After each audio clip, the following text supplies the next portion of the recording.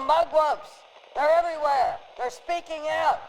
Board meetings, City Hall, Town Square, Courthouse, State House, even the White House. They must be stopped. They are disruptors.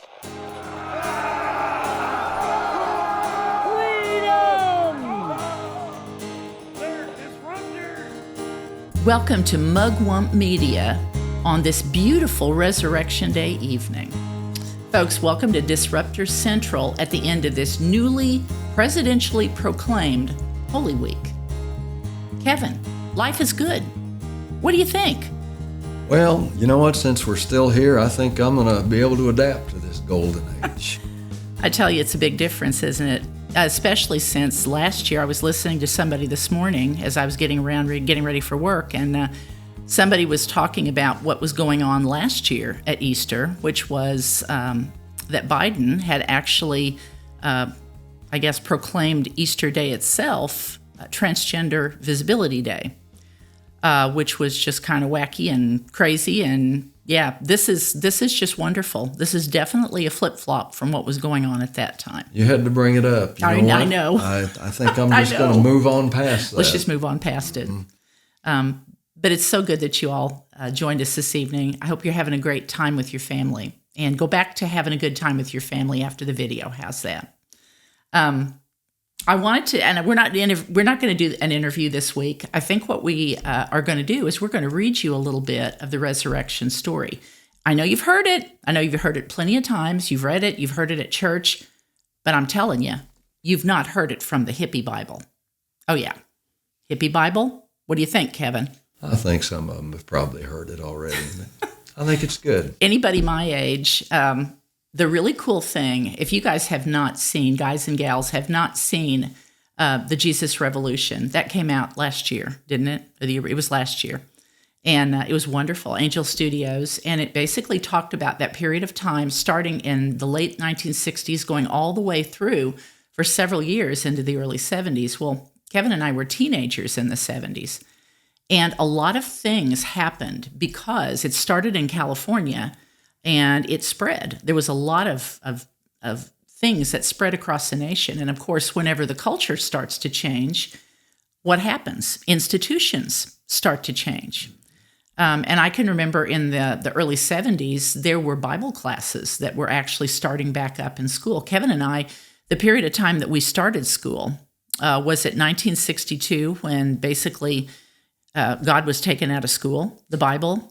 You know what? My memory doesn't go back that far. I'm going on somebody else's information. But yes, we were that generation. We were that generation. Raised with prayer out of school, for sure. We started kindergarten in 1965, so we really would have been that first generation in which God was taken out of school, prayer was taken out of school. But whenever there are movements, things start to change. You know, sometimes it's a long movement. Lots of things change, sometimes not so long. The Jesus movement lasted into the early 1970s. And by 1976, whenever I was a 16-year-old, I was a junior in high school. And even though I really didn't know anything about the Bible, I didn't know anything about God, I wasn't a Christian. I had been taken to church a few times, but I really didn't have any idea. You know, God obviously wasn't a part of my life. But I remember I had an elective that I had to fill. So I thought, Bible is literature. I like reading. So I ended up getting signed up for this Bible as literature class, of course. And like I said, this was at the tail end of the Jesus movement, and you had some of those things going on. There had been some momentum. But anyway, the teacher told me, she said, okay, $5, go down, pick up this Bible. And it was basically the Youth for Christ International The Way Bible. Now, this is not the original one that I had. That's not the original binding either. Duct tape did not come with it. Well, do you remember I told you guys that in 2020, I was curled up in the fetal position? I slept with my Bible, this one, and it kept falling out of bed and hitting the floor on the spine so many times. And of course, I cried all the time. So I was like, my Bible's torn up. Kevin said, give it here. And he fixed the binding for me. Well, the binding. I duct taped it. Hey, I did find green. It's still in place. Correct. But this is a hardback copy, and I collect them anytime that I find them.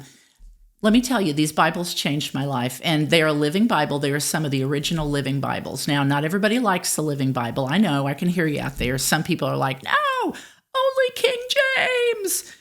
You know what? I like the King James too. As a matter of fact, on our Bible study, during our Bible study on Tuesday night, different people bring different Bibles. We don't study from a book other than the Bible, and whatever Bible you've got is what we use to study. So we've done Bible studies for years, and it has always, God always shows up. And like I said, this one, I was hooked. The story of Esther, the story of Ruth.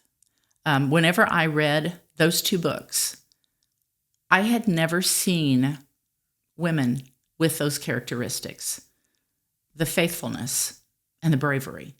And I was hooked. And I kept that Bible with me. And like I said, it's falling apart. The old original one with my maiden name in it from 16 is put away. I don't get that one out anymore. But I do have others. Like I said, I buy every one I find in old used bookstores. So if anybody wants to buy me a Christmas present anywhere, any of my friends, if you find any of these, I like them. And I sometimes give them away to people who need them too.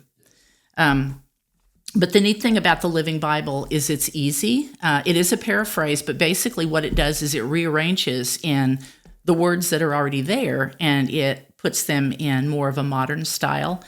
And in any area where it might appear to be different, the meaning, than the original King James or other Bibles, the neat thing about the Living Bible is it's got extensive footnotes at the bottom that when you see the letter, you look down at the bottom and it tells you what the original script is, which I greatly appreciate.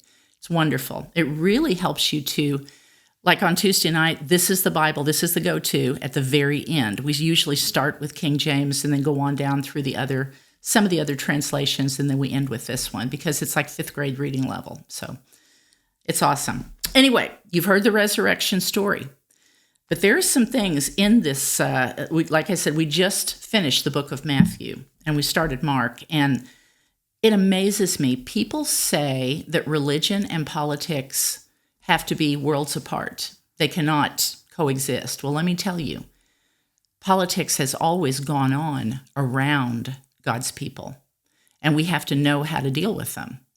But I'm going to read this from the Hippie Bible, and I think you'll probably enjoy it. There are some nuances that you'll may not have caught before. Now, I'm going to start in chapter 27, and you know the picture. Jesus was hanging on the cross between two thieves. He was being mocked. He was being scorned. And, man, the creme de la creme. I can't even imagine putting myself. If I was standing there that afternoon, the whole earth was covered with darkness for 3 hours from noon until 3 o'clock. Kevin, I can't imagine. I would have probably been curled up in a ball somewhere thinking something bad was about to happen. Tends to be your go-to, generally, yes. Curled up in a ball in tears. I know. You come out the other side generally. I know. And eventually. Of course, and about 3 o'clock, Jesus shouted out, Eli, Eli, Eli, lama sabachthani, which, of course, he was crying out to God. And then, after watching this 3-hour eclipse or whatever it was, complete darkness, here these bystanders and soldiers start mocking him. I can't even imagine they would be brave enough to do that after the miracle that they just saw. But at this point, Jesus, and I'll pick up from there on verse 56. Then Jesus shouted out again, dismissed his spirit, and died. Did you catch that? Jesus dismissed his spirit. Nothing controlled him. It was time. Jesus knew it was time, so he dismissed his spirit. And look, the curtain secluding the holiest place, and then, let's see, there's a footnote there, and that is implied. The holiest place in the temple was split apart from top to bottom. God could now reach directly to man. He didn't have to go through the priests anymore. The earth shook and rocks broke and tombs opened, and many godly men and women who had died came back to life again. Kevin, have you ever heard of anything like that? I've heard of it. I've never seen it, but I have heard it, and I think that would grab a little attention. I can't even imagine.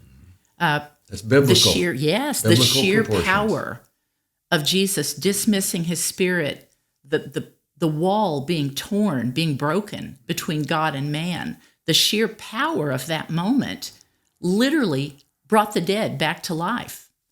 They were walking around the cemetery, and after Jesus' resurrection, they left the cemetery and went into Jerusalem and appeared to many people there. Amazing. The soldiers at the crucifixion and their sergeant were terribly frightened by this time, I can imagine, were terribly frightened by the earthquake and all that had happened. They exclaimed, "Surely this was God's Son." You think? Right? And many women who had come down from Galilee with Jesus to care for him were watching from a distance. Among them were Mary Magdalene and Mary, the mother of James and Joseph, and the mother of James and John, the sons of Zebedee. When evening came, a rich man from Arimathea named Joseph, one of Jesus' followers, went to Pilate and asked for Jesus' body. And that took some bravery. He obviously believed and he loved Jesus and he wanted to do the right thing, because who knows? He could have been the next one up on a cross. So that took some chutzpah too. Let's see. And Pilate issued an order to release it to him. Joseph took the body and wrapped it in a clean linen cloth and placed it in his own new rock-hewn tomb. It was beautiful. And he rolled a great stone across the entrance as he left. Both Mary Magdalene and the other Mary were sitting nearby watching. The next day, at the close of the first day of the Passover ceremonies, the chief priests and all those folks. A little cynical. I think they were scared. I think they had watched all the things that had happened. They watched the dead people coming down from the cemetery and parading around the town. They saw all these things that were going on. They didn't do something. Their story and their side was probably going to have a loss here. And how many times do you see evil quickly begin to understand? They don't know. They don't really know what they can't understand the things of God, but they know something has gone awry. And at this point, they knew that they had to do something. So this was what they did first. At the close of the first day of the Passover ceremonies, the chief priests and Pharisees went to Pilate and told him, "Sir, that liar once said, 'After 3 days I will come back to life again.' So we request an order from you sealing the tomb until the third day to prevent his disciples from coming and stealing his body and then telling everyone that he came back to life. If that happens, we'll be worse off than we were at first." They were examining where they were going to be. I don't think they know how bad a shape they were already in. No, absolutely not. Kind of like a dog trying to bury something to hide it. And that's right. They're just not going to get it hid. That's absolutely right. Use your own temple police, Pilate told them. They can guard it safely enough. So they sealed the stone and posted guards to protect it from intrusion. They were scared. Oh yeah, Jesus and his followers were over the target because they were not going to be able to stop what was about to happen. Early on Sunday morning, this is the beginning of 28, early on Sunday morning, as the new day was dawning, Mary Magdalene and the other Mary went out to the tomb. Suddenly, there was a great earthquake. More crazy stuff happening. For an angel of the Lord came down from heaven and rolled aside the stone and sat on it. His face shone like lightning, and his clothing was a brilliant white. The guards. Can you imagine? The Bible says the guards shook with fear when they saw him and fell. They fell over. They fell into a dead faint. I think I would have too. These were some scary days, at least if you were not on Jesus' side. Then the angel spoke to the women. "Don't be frightened," he said. "I know you are looking for Jesus, who was crucified, but he isn't here, for he has come back to life again, just as he said he would. Come in and see where his body was lying." I love that. Because they were human. How many times do we second guess ourselves? We think, wait a minute, what did I just see? Maybe I didn't see it. And the angel knew. He knew that they needed that tangible evidence. They needed to come in. They needed to look. They needed to touch. He was satisfying what they needed to believe. He was really getting it in their mind. Let's see. But he has come back to life again, just as he said he would. Come in and see where his body was lying. And now, go quickly and tell his disciples that he's risen from the dead and that he's going to Galilee to meet them there. That is my message to them, a message of hope. The next part of the story, the work is done. Jesus did it. And now all you have to do is go meet him. He's going to tell you what you need. An absolute message of hope. The women ran from the tomb, badly frightened, but also filled with joy, and rushed to find the disciples to give them the angel's message. And as they were running, suddenly Jesus was there in front of them. Eureka! Another amazing miracle. I can't even imagine. Good morning, he said, and they fell to the ground before him, holding his feet and worshiping him. Then Jesus said to them, Don't be frightened. Go tell my brothers to leave at once for Galilee to meet me there. So Jesus reiterated to the women exactly what they needed to know. There was no going back and double thinking and thinking, well, maybe that didn't really happen. Yes, it did. You saw Jesus himself. As the women were on the way into the city, some of the temple police who had been guarding the tomb, oh no, here they are again, Kevin, still trying to cover their tracks. Some of the temple police who had been guarding the tomb went to the chief priests and told them what had happened. A meeting of all the Jewish leaders was called, and it was decided to bribe the police to say that they had all been asleep when Jesus' disciples came during the night and stole his body. If the governor hears about it, the council promised, we'll stand up for you and everything will be all right. I think this is an insurrection. It's collusion for sure. There's a little deceit here, a little bit of manipulation, and a little desperation. A little desperation. They knew they'd lost. Yes. And isn't that what always happens? Like I said, this is politics, folks. Absolutely politics. The people who were supposed to be the religious leaders at that time, well, they were the politicians. And they were hiding the best that they could. But this was a truth, just like now. What was it Dan Bongino said one time? I love this. He said, you can only hold the truth down for so long. He said, it's kind of like a ball, like a beach ball. He said, when it's filled up full of air, you can hold it under the water for a few seconds, but it's not going to take long. You're not going to be able to hold it down. It's going to come flying up for all to see. And you know what? That's the way it is. Politics and evil will only win for so long. So the police accepted the bribe and said what they were told to. Their story spread widely among the Jews and is still believed by them to this very day.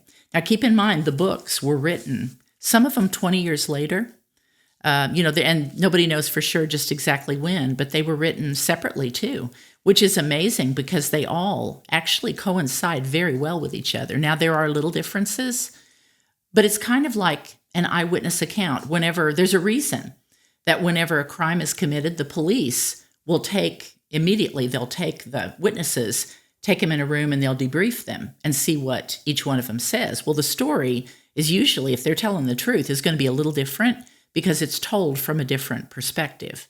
But it's basically going to be the same. It's the same thing with the Gospels. They were told they're a little different. There's little tiny things that are different, but basically it's eyewitness accounts. So it's wonderful. But again, he said, their story is spread widely among the Jews and was still believed by them to this very day. So this was probably 40, 50, who knows how many years later that they still believed. They believed the lie. But you know what?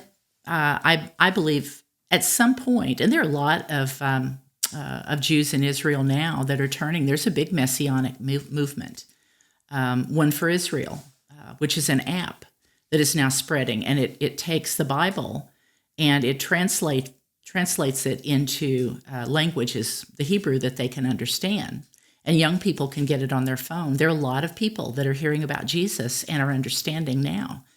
I think there's going to be a revival among the Jews too. And, in the very end, every knee will bow and every tongue will confess.